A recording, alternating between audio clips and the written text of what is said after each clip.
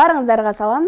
Жетакенин батасын алган талапкер, коронавирустун жаңы түрү жана кайма айтышкан роботтор. Бүгүнкү жаңылыктар ушулар. Артык кылабыз деп тыртык кылып ала жаздаган үгүтчүлөр.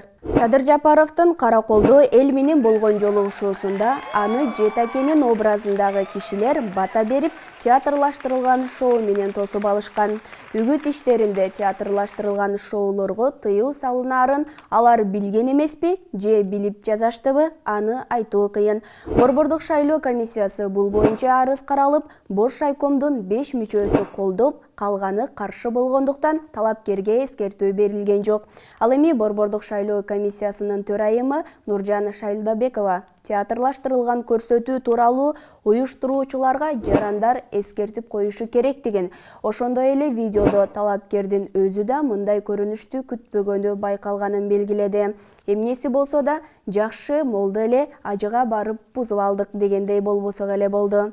Жаңы шайлана турган ажобузга оор эле болот окшойт. Себеби казынабыз какшып, аны толтуруу үчүн өкмөт элден жардам сурай баштады. Кыргыз өкмөтү элден жана мекеме уюмдардан республикалык бюджетти колдоо максатында дагы бир мамлекеттик депозиттик эсеп ачууну көздөп жатат.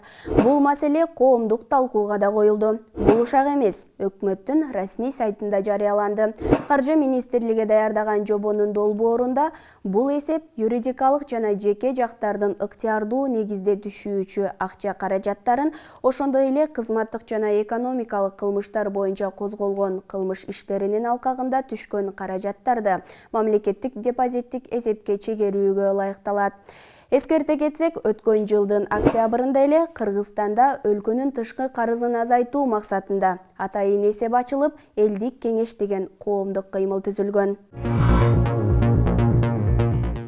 Саясат менен, бирок ден соолукту карайлы. Армениянын президенти коронавирустун жаңы түрүн жуктуруп алды. Кудай сактасын.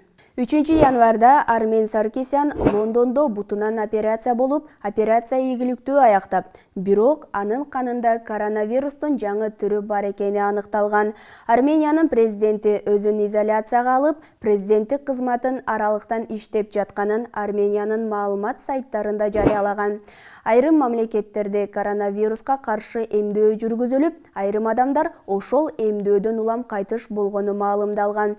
Ал эми Кыргызстандын саламаттык сактоо министри жакында эле эмдөөнү өзүнүн баштаарын жарыялаган. Биздин мамлекетте болсо 3 күн мурун коронавирус жуктургандардын саны 100гө жетпей азайганына сүйүнсөк, тилекке каршы бүгүнкү күндө ал көрсөткүч 144гө жетти. Жаңылыктар оор болуп кетти окшойт. Анда күлкүлүү жаңылык. Кытайда китепканада иштеген роботтор урушуп кетти. Кытайдын Цзянси провинциясынын Нанча шаарындагы китепканада иштеген роботтор Туту менен Ван Бао урушуп жатканын китепканага келгендер видеого тартып, коомчулукка ал тасманы таратып жиберишкен. Тасманы тарткандар эки роботтун урушу эмнеден чыгып кеткендигин түшүндүрүп беришкен.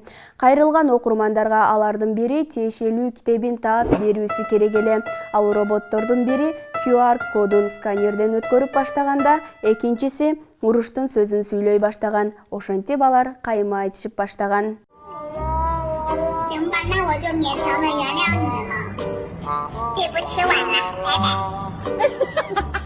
Биз дагы бир келген өмүрдө урушпай, талашпай жашайлы. Жакшы калыңыздар.